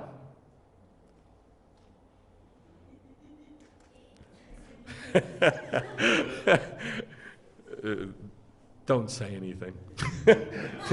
Do you have the knowledge of God? That's what we're all after, and it's a progression. You get more and more and more knowledge of God. It's an attribute. Fear of the Lord, that's one I don't even want to talk about. Yirat Yahweh, or Yehovah. Fear of the Lord, that's an attribute that it's elusive to me. It's elusive to me. I think I fear God, but then I'm around people who fear God, and I'm like, I don't fear God. And it's not like being scared of God, like being afraid to cuss God out. That's not fear of the Lord. I'm afraid to do that. No. Jews argue with God. You ever seen Fiddler on the Roof? Come on. We argue with God. We cuss at him, we talk to him, we yell at him, we barter with him, we make deals, and we try anything. That's a relationship. That's a relationship. That's not fear of the Lord. That's not a lack of fear of the Lord. Fear of the Lord is like, if I lost everything, absolutely everything, would I cling to God above everything else because I'm afraid to do anything else but that? I'm just terrified to not do that. I'm afraid what will happen if I don't do that. I've lost everything. All I've got left is God. But am I really going to cling to him above everything else? Because I'm scared not to do that. I'm scared to do anything but that. I know that's deep, but that's what I've come to the conclusion of for the fear of the Lord. Yes? Wouldn't it also be like just knowing who you are in the Lord?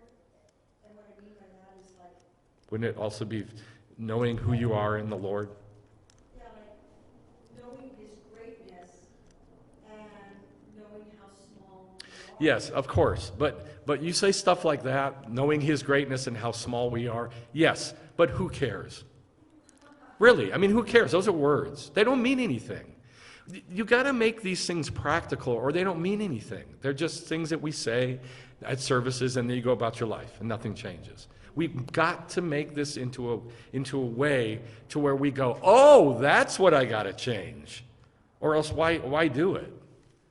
My mom always taught me that fear of the Lord is respect for him. It is respect for him, but who cares? And also, it says in the Bible also that fear of the Lord is the beginning of wisdom. Ooh. What does that mean? I think if you just try to make it practical, what it means is if you have everything taken away from you and you have nothing else to turn to, are you really so scared that you're just going to grab onto God and leave everything else and just go, I don't care. I don't care. Because most people don't. Most people, they've always got something. I do too. Don't think I don't. Always something in the back of our minds that goes, yeah, but I could do this. Yeah, but I could figure this out. Yeah, but I can manipulate this way or that way or whatever. I got a little savings left here. I can do this or that. But when you really fear God, all that goes away. It just all goes away. Whoop. It all goes away. Nothing else matters. It just doesn't matter. That's what I think anyway. All right, so these are attributes, 7 spirits of God. God's crown? God's crown is an attribute? How are you going to get that into your life? What's God's crown? What is God's crown? Israel. Something beautiful that shines and he's able to show off. You have to be something beautiful. Yeah, but what is it? What is it? What's his crown made out of? Israel, yeah. Yeah, let's keep it practical. Yeah. Yeah, Israel's always on his mind. Yeah, exactly. So let's keep it practical. How are you going to get that into your life? Always think about Israel. Right. Just like what Joe said. Israel is plastered onto his heart, yeah? With the 12. It's plastered onto his shoulders. He carries Israel, yeah? It's also here. It's also here. On his brain, on his mind. He's always thinking about Israel. You want to be like God, think about Israel more. It's pretty simple. When you get up in the morning, think about Israel. When you go to bed at night, think about Israel. Quit thinking about you. Think about Israel. Think about Israel. It's an attribute. All right. This is from last week. Listen. Jacob is Israel, right? Same guy. Who's Israel's brother? The eternal enemy of God. And we saw last week that we have both of these dudes hanging out in our belly, running around, beating on each other, all the time. The two orbs with cubes. They're always there, wrestling with each other. Always there. And I just want to review this just to make it practical. If we're supposed to have all that Jew stuff as attributes that we get into our life, this is going to come after you with a scimitar. A big, giant, curved Muslim sword. Yeah. The name Edom is used by the Talmudists for the Roman Empire. They applied to Rome every passage of the Bible referring to Edom or to Esau. In Leviticus Rabbah 13, Rome, under the name of Edom, is compared to a wild pig. And the symbolic name Seir was used by the poets of the Middle Ages not only for Rome, but also for Christianity. These are not my words. These are not my words. Edom, the nation descended from Esau, was also a symbol for Israel's eternal enemy. Why are they Israel's eternal enemy? Because they're God's eternal enemy. Jacob I have loved, and Esau, the only person in the Bible that God says he hates. Isn't that weird? It's just mind-blowing. Every time I think about it, it just freaks me out. The only person in the Bible, not even Satan does he say that about. Not Judas, not Satan, not Haman, not anybody.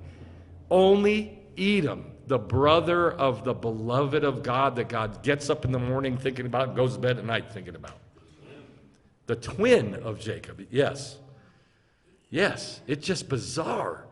The only get that through your brain. That's the only person in the Bible God says he hated or hates. And it's Rome. Christianity. Christian Rome. Christianity. The nation descended from Esau was also a symbol for Israel's eternal enemy Edom, participated in the first destruction of the temple's first destruction of the first temple. That's not true, remember. That's a misnomer. That's not correct. That they did not participate in the destruction of the first temple. They did the destruction of the second temple. Their legendary descendants, the Romans, destroyed the second temple. Herod, the despised agent of Rome, was an Edomite. When Rome embraced Christianity, when Rome embraced Christianity, which was not, what's his name? The one that everybody thinks? Not Constantine. It was almost 200 years before Constantine that Rome, quote, embraced Christianity. And so it comes all the way down to our day, nothing has changed. Nothing has changed. Edom became a symbol for Christian Rome, and then for Christianity in general. The name Esau or Edom is used as an eponym for Rome, and in medieval Hebrew literature for any anti-Jewish regime, Christianity in particular. Why any anti-Jewish regime? Because Rome ran the world. Didn't matter where you went, there was the church there, and they ran everything. Okay, if that's the truth,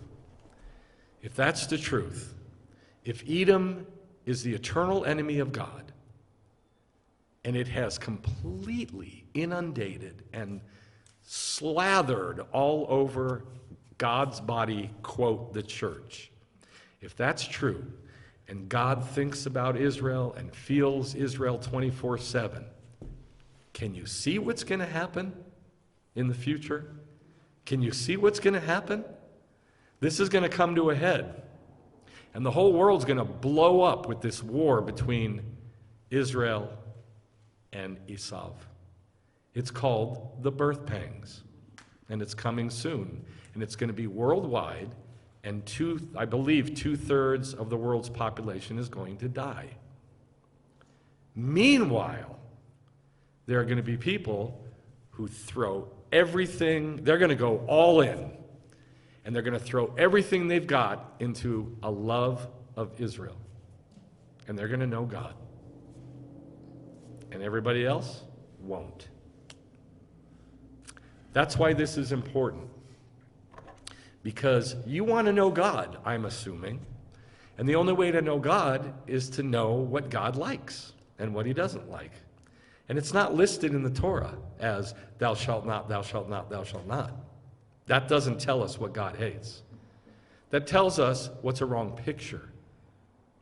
And that tells us that if we don't do it, what will talk to us, what information we will receive from the doing or not doing of a thing. It is not what God hates. God never says, I hate people eating shrimp. He never says that. I hate people eating pork. He says, I hate arrogance. I hate people who divide brothers. I hate anger. I hate hatred. I hate murder.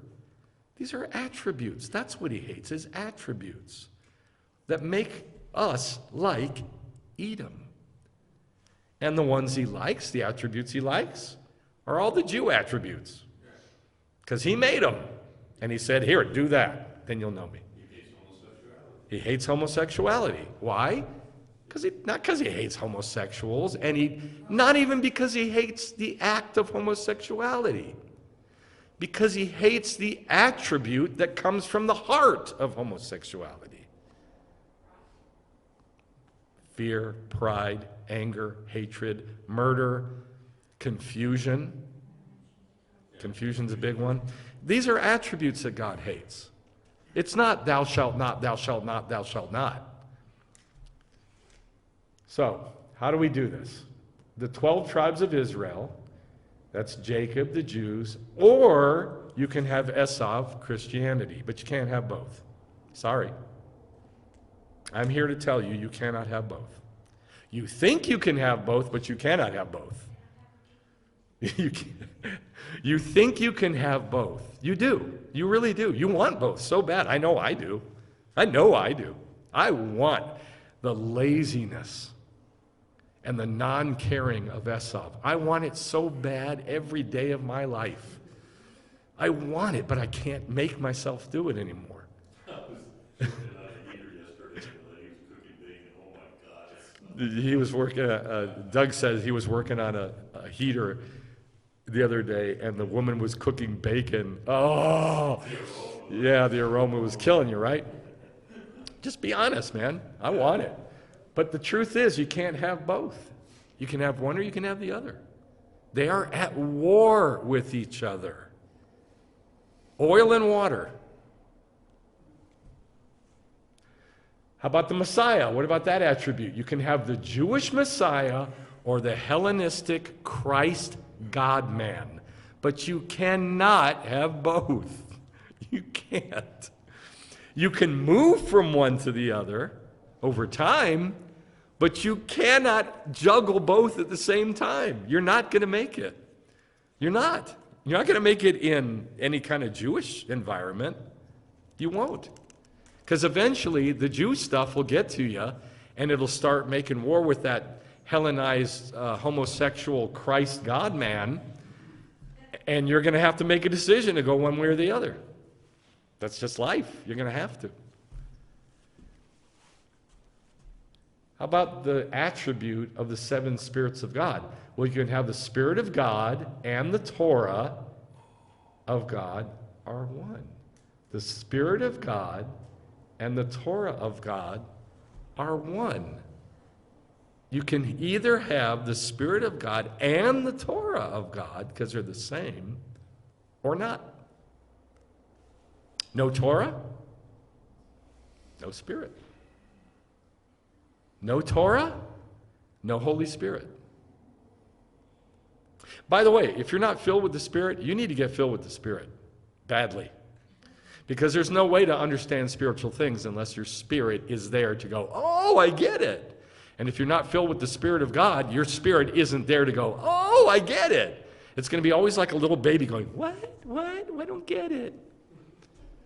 That's why we get filled with the Spirit of God. It's a very, very, very Jewish thing. That's why God did it with Jews in the temple on Shavuot. And if you haven't had that experience, you need to, badly. How do you get the attribute of God's crown into your life? Now look at this. God girds Israel with strength, like I said in that prayer that we say every morning. And if you're not saying it every morning, you need to start saying it every morning. You need to say your morning prayers. You need to learn them. God girds Israel with strength and crowns Israel with glory. Now in 2 Timothy 4:8, it says something very, very much like this. Do you know this verse? Do you recognize it in 2 Timothy? No? No? Okay. It's about the resurrection and the day of the Lord.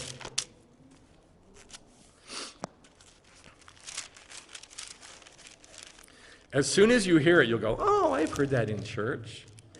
Oh, yeah. 2 Timothy 4.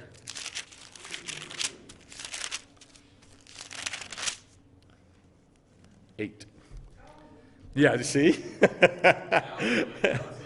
Verse 7, I fought the good fight. Oh, yeah. I have finished the course. I have kept the faith. I hate that phrase. I've kept the faith. Which faith would that be? Yeah, well, say that to anybody on the street and they'll come up with a billion different answers. In the future, there's laid up for me. In the future, when? Kingdom. In the kingdom. In the future, in the kingdom, there's laid up for me the crown of righteousness. What is that? You know what he's talking about? You know what he was quoting there? The crown of righteousness? Netzer tzedakah? No? Okay, you should need to go find out. The crown of righteousness which the Lord, the righteous judge, will award to me in that day. And not only to me, but also to everybody who loved his appearing. It's talking about the appearance of God when God comes to earth on Yom Kippur in the year 6007 at the end of the birth pangs. All the people on the planet who love that are the people who are going to have a crown of righteousness. But when do we get that? When do we get that? In the kingdom. Okay, act like you have it now. Act like you got it now. I mean, why wait? That's kind of dumb. God girds Israel with strength and crowns Israel every day with glory. So do it now.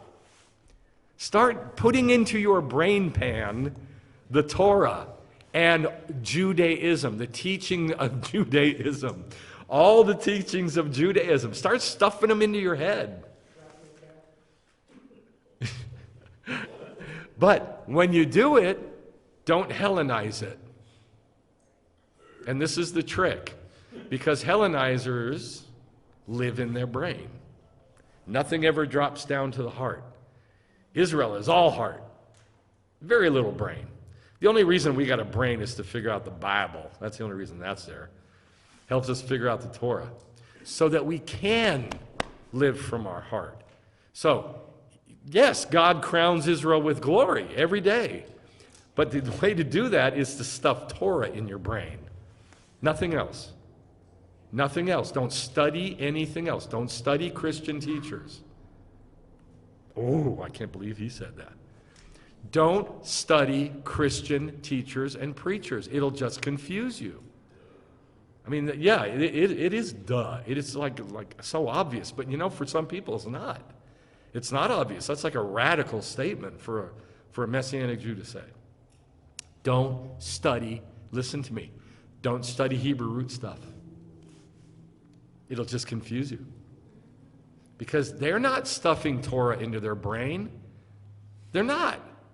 And it certainly ain't going down here to their heart. And don't listen to Messianic Judaism. Dear God. What I mean by that is, if you can find a Jew teaching who's a believer in Yeshua, who teaches Judaism, listen to it. Eat it up and go study. Like after you study with them, go study. Do that. But if you just listen to a normative Messianic Jew whose mommy is Rome,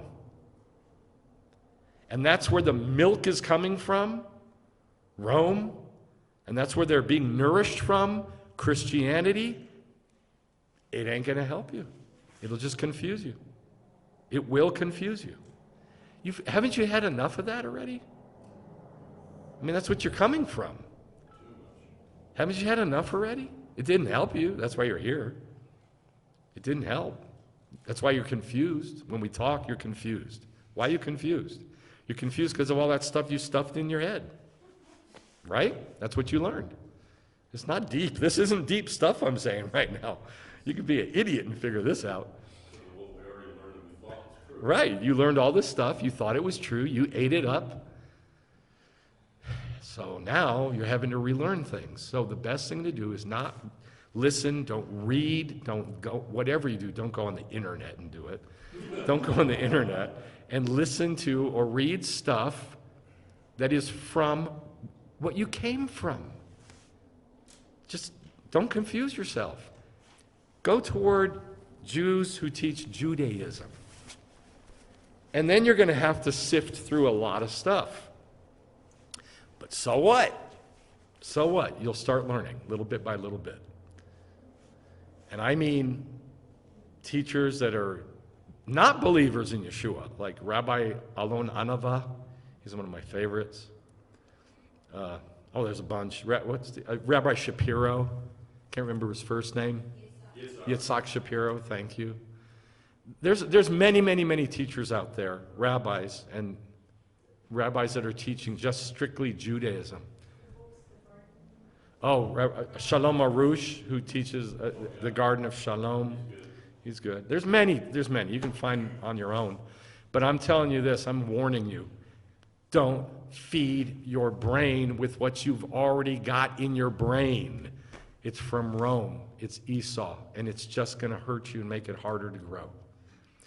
So I think have I made the stones of heaven practical?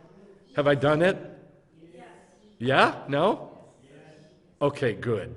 Good. That's what I was shooting for. Because if it's not practical and you have no takeaway, there's no reason to do it. It's just more stuff for our big giant brains. So, let's celebrate that God has given us a different way. Let's stand and do the Aleinu. Let's celebrate that God has given us a different way.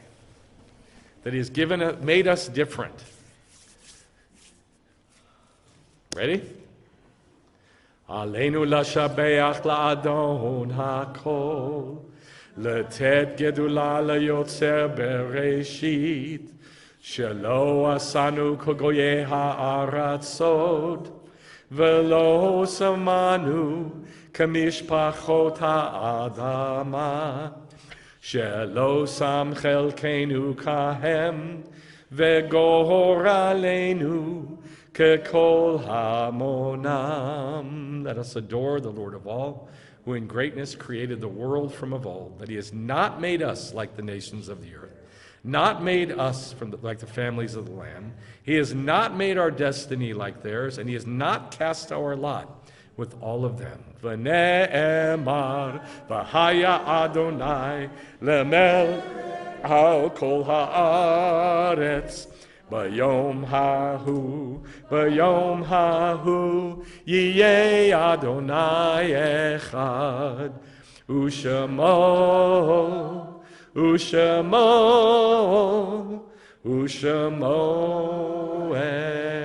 echad. And it is said, the Lord shall be king over all the earth. In that day, the Lord shall be one, and His name one. Va'anachnu korim u'mishtachavim u'modim lifnei melech malachei hamlachim hakadosh baruch hu. And we bend the knee and bow in worship and give thanks to the King of Kings, the Holy One. Blessed be He. We acknowledge before the King of Kings that there is none like Him. There is nothing but Him. As Torah says, know that the Lord, He is God in the heavens above and on the earth beneath. Ein od. There is nothing else but God. Shabbat shalom, everyone.